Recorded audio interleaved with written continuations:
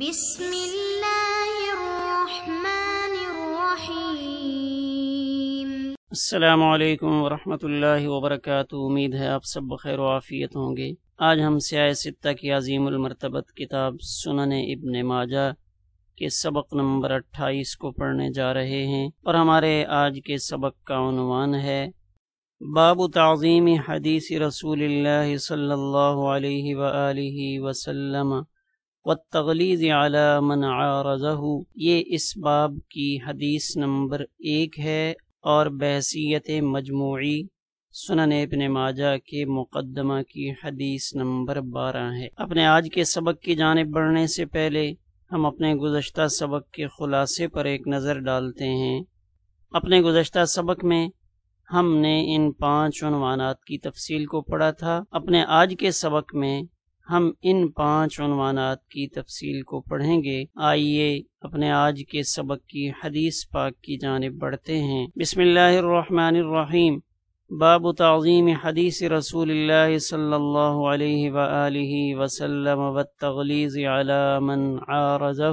وبہ قال حدثنا ابو بکر بن ابی شیبۃ قال حدثنا زید بن الحباب عن معاویۃ بن صالح قال حدثني الحسن بن جابر عن المقدام بن معدي كرب الكندي أن رسول الله صلى الله عليه وآله وسلم قال يوشك الرجل متكئا على أريكته يحدث بحديث من حديثي فيقول بيننا وبينكم كتاب الله عز وجل فما وجدنا فيه من حلال استحللناه وما وجدنا فيه من حرام حرمناه ألا وإنما حرم رسول الله صلى الله عليه وآله وسلم مثل ما حرم الله عز وجل أو كما قال صلى الله عليه وآله وسلم۔ اب ہم اس حدیث پاک کا ترجمہ کرتے ہیں۔ حضرت مقدام بن معدی کرب رضی اللہ تعالی عنہ فرماتے ہیں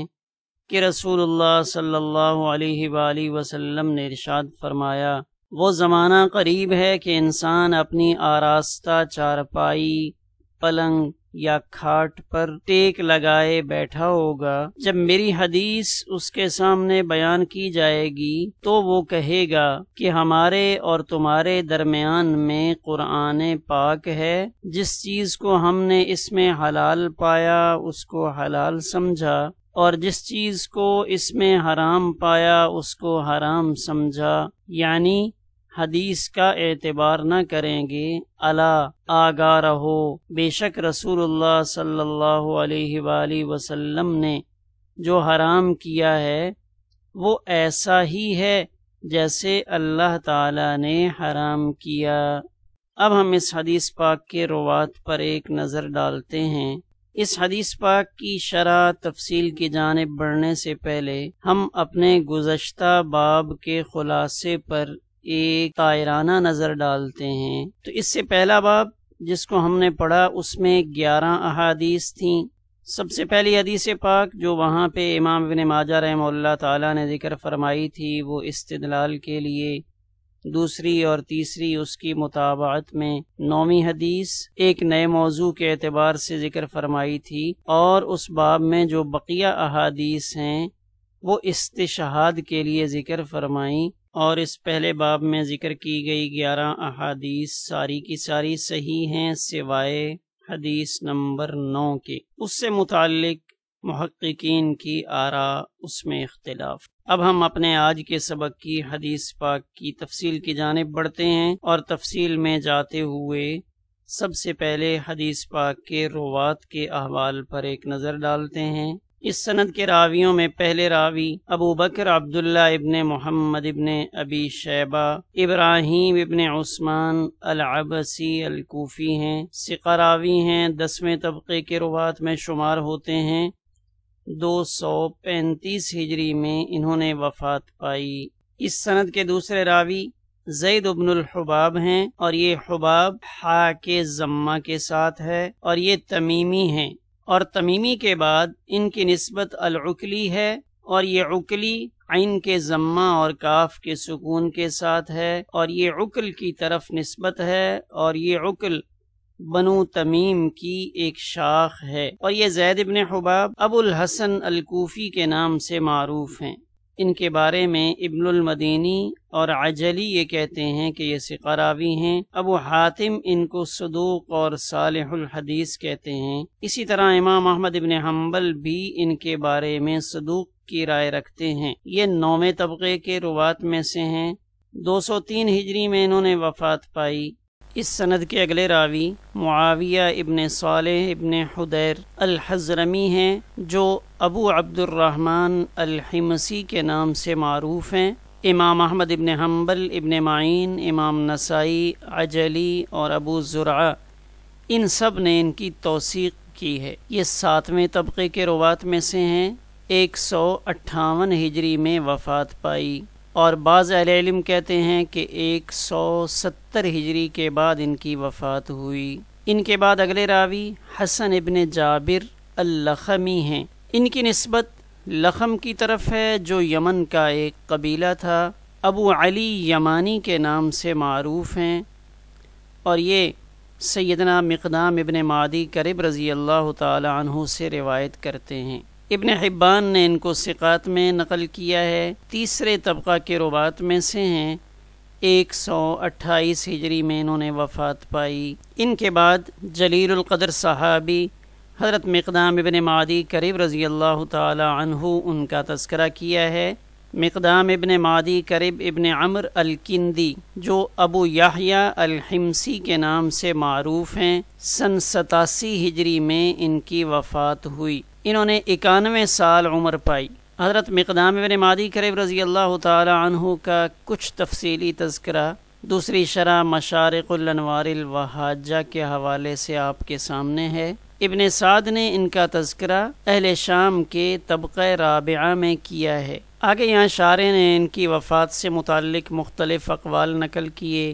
امام بخاری رحمہ اللہ تعالی اور باقی اصحاب اربعہ انہوں نے بھی ان سے روایات نقل کی ہیں۔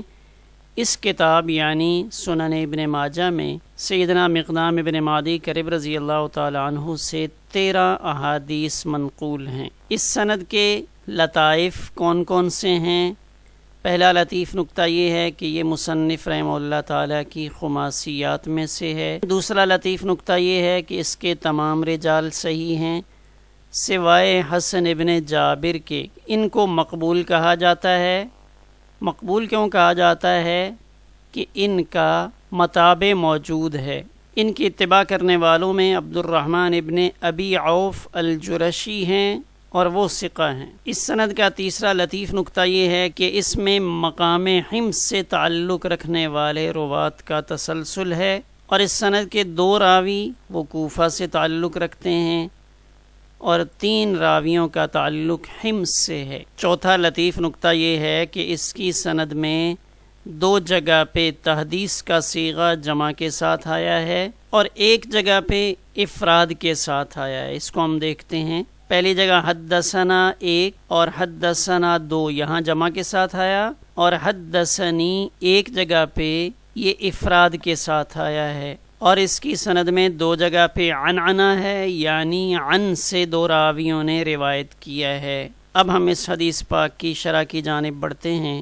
سب سے پہلے شارح مقدام جو مشہور صحابی رسول ہیں، ان کے نام کی کچھ تفصیل بیان کر رہے ہیں۔ پھر ان کے نام میں معدی کرب کا لفظ آیا ہوا ہے، تو اس کی کچھ تفصیل بتائی کہ اس میں میم کے اوپر فتح ہے، عین ساکن ہے، دال مکسور ہے، اور جو اس سے آگے والا لفظ ہے کرب، اس میں کاف کے اوپر فتح ہے، را پہ کسرہ ہے، اور یہ بتایا کہ یہ اسم مرکب ہے، یعنی یہ ایک ایسا اسم ہے جس کو 2 ناموں سے ملا کر بنایا گیا ہے۔ اسی وجہ سے کتبت الیاء مع الاسم الثانی، کہ اس میں معدی کی جو یا ہے اس کو کرب کے ساتھ ملا کر لکھا جاتا ہے۔ اور پھر شارح نے القاموس کے حوالے سے اس کی مزید تفصیل بیان کی، جس کو آپ یہاں دیکھ سکتے ہیں۔ آگے الکندی جو سیدنا مقدام ابن معدی کرب رضی اللہ تعالی عنہ کی نسبت ہے، اور یہ کندہ یمن کا ایک قبیلہ ہے۔ آگے حدیث پاک کا جملہ ان رسول اللہ صلی اللہ علیہ وآلہ وسلم قال، نبی کریم صلی اللہ علیہ وآلہ وسلم نے ارشاد فرمایا، یوشکو قریب ہے. تو یوشکو یہ اوشکا سے مضارع ہے، اذا قربا جب کوئی چیز اس کا وقوع قریب ہو. ای یقرب. قال ابن مالک هو احد افعال المقاربہ، کہ یہ افعال مقاربہ میں سے ہے، اور یہ افعال مقاربہ میں سے ہونے کی وجہ سے اپنے اسم کے مرفوع ہونے کا تقاضا کرتا ہے کہ افعال مقاربہ کا جو اسم ہے اس کو مرفوع ہونا چاہیے، اور اس کی خبر ایسی ہو جو فعل ہو، اور وہ فعل بھی ایسا ہو جو ان کے ساتھ ملا ہوا ہو.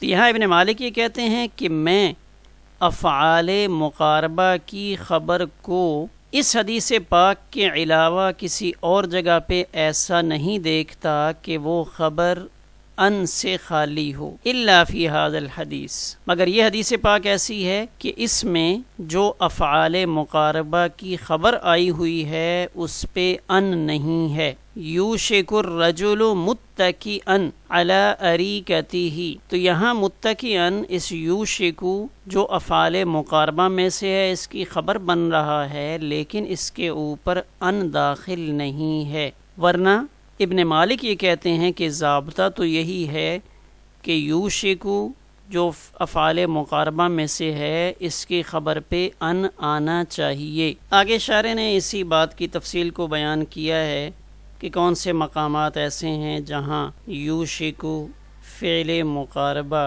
اس کی خبر ان کے بغیر آئی ہے. قال سندیو اراد السیوطی ان لفظ الحدیث قد غیرہ الرواة. امام سندھی فرماتے ہیں کہ امام سیوطی یہاں یہ ثابت کرنا چاہتے ہیں کہ حدیث پاک کے الفاظ میں تغیر ہوا ہے، ورنہ یہاں پہ ان موجود تھا. جیسے امام ابو داؤد رحمہ اللہ تعالیٰ نے عبد الرحمن ابن ابی عوف کے طریق سے جو روایت نقل کی ہے تو اس میں حضرت مقدام رضی اللہ تعالیٰ نے یہ فرماتے ہیں، الا انی اوتیت الکتاب. اس صفحے پر شارح ابو داؤد شریف کی روایت میں جو الفاظ آئے الا انی اوتیت، اس کی تفصیل کو بیان کر رہے ہیں کہ نبی کریم صلی اللہ علیہ وآلہ وسلم نے یہ جو بات ارشاد فرمائی مجھے عطا کی گئی. تو جو آپ کو عطا کیا گیا اس سے متعلق دو پہلو ہو سکتے ہیں. ان میں سے ایک پہلو تو یہ ہے کہ شاید آپ نے اس میں اشارہ کیا اس بات کی طرف کہ مجھے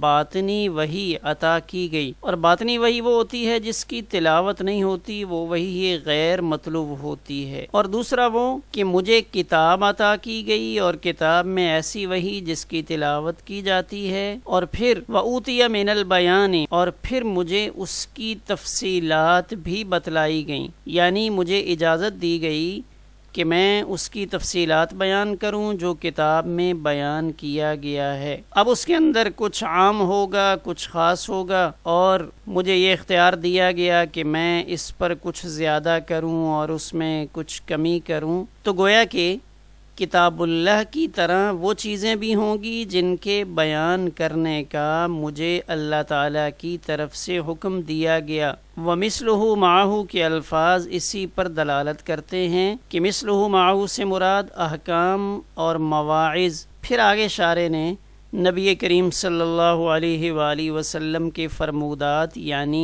احادیث ان کے حجت ہونے کی طرف اشارہ کیا، اور اس کے لیے قرآن مجید کی آیات کو پیش کیا کہ اللہ تعالیٰ نے نبی کریم صلی اللہ علیہ وآلہ وسلم کی زبان اقدس کو محفوظ کر دیا اس بات سے، آپ کی زبان اقدس سے کوئی بات ایسی صادر ہو جس میں آپ کی خواہش شامل ہو، اور امت کو حکم دیا اس بات کا کہ جو کچھ میرے پیارے پیغمبر فرمائیں اگر کرنے کا کہیں تو اس کو کیا جائے، کسی چیز سے روکیں تو اس سے روکا جائے. کہ اللہ تعالیٰ نے سورۃ النجم میں کیا ارشاد فرمایا، وَمَا يَنطِقُ عَنِ الْهَوَىٰ إِنْ هُوَ إِلَّا وَحْيٌ يُوحَىٰ. اسی طرح سورہ حشر میں یہ ضابطہ بیان کر دیا، وَمَا آتَاكُمُ الرَّسُولُ فَخُذُوا وَمَا نَهَاكُمْ عَنْهُ فَانْتَهُوا. یہاں تنبیہ میں کچھ اہم چیزوں کی طرف اشارہ کیا کہ نبی کریم صلی اللہ علیہ وآلہ وسلم کو قرآن مجید کے علاوہ جو کچھ عطا کیا گیا اس کی کچھ اقسام ہیں۔ احدھا، پہلی قسم احادیث قدسیہ جو زبان نبوت سے بیان کی جا رہی ہوتی ہیں لیکن ان کی اسناد اللہ تعالیٰ کی طرف ہوتی ہے، اور دوسرا وہ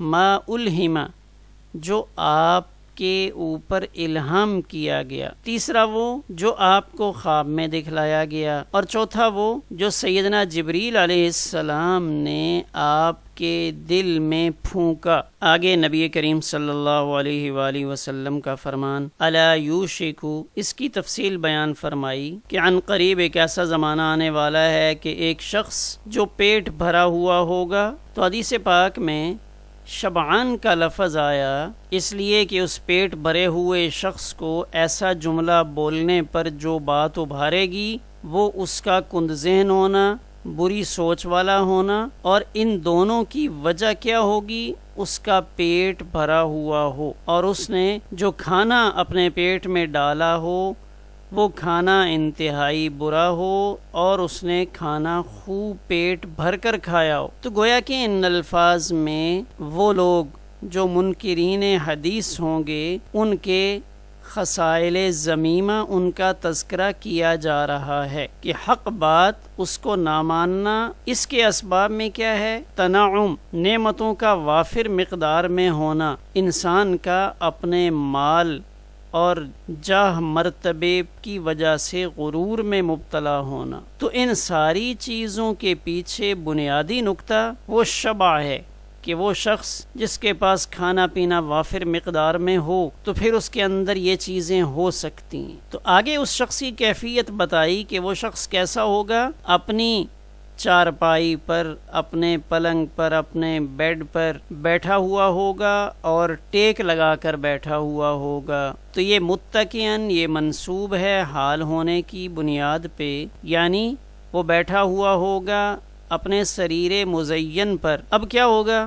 ایسا شخص جو اس کیفیت میں بیٹھا ہوگا اور اس کے سامنے نبی کریم صلی اللہ علیہ وآلہ وسلم کا فرمان بیان کیا جائے گا، یحدث، اس کے سامنے حدیث پاک کو بیان کیا جائے گا۔ یہاں اس صفحے پر شارح نے متکئن کی تفصیل کو بیان کیا اور اس ٹیک لگانے والی کیفیت کی وضاحت کرتے ہوئے قرآن مجید سے دو آیات پیش کی، ایک سورہ زخرف کی آیت نمبر 34 اور دوسرا سورہ یوسف کی آیت نمبر 31۔ اب وہ شخص جو ٹیک لگا کر بیٹھا ہوگا کس پر بیٹھا ہوگا؟ علی اریکتہ، اریکہ حمزہ کے فتح کے ساتھ، را کے کسرہ کے ساتھ۔ اریکہ سے مراد کیا ہے؟ سریرہ المزین، اس کی سجی ہوئی چارپائی، مزین تخت، مزین کھاٹ۔ تو قاموس میں اس لفظ سے متعلق تفصیل بیان کی گئی کہ یہ اریکہ سفینہ کے وزن پر ہے۔ موجودہ دور کے اعتبار سے ہم اس کو بڑی آسانی کے ساتھ سمجھ سکتے ہیں کہ وہ بیڈ جو بہت مزین ہو، یا خاص طور پہ حجلہ عروسی، کہ وہ جو بیڈ ہوتا ہے جس کو مزین کیا جاتا ہے اور شادی کے موقع پر اس میں سیج بنائی جاتی ہے، تو اس قسم کی جگہ کے اوپر جب وہ شخص بیٹھا ہوگا اور پھر اس کے سامنے حدیث پاک کو بیان کیا جائے گا، تو شارح فرماتے ہیں ھذا بیان لبلادتہ، کہ وہ بلید کند ذہن ہوگا، سوء فہم ہوگا یعنی الٹا مطلب نکالنے والا ہوگا، حماقت، بے وقوفی کی انتہا ہوگی، بے ادبی ہوگی، جیسا کہ عام طور پہ زیادہ مال و دولت رکھنے والے لوگ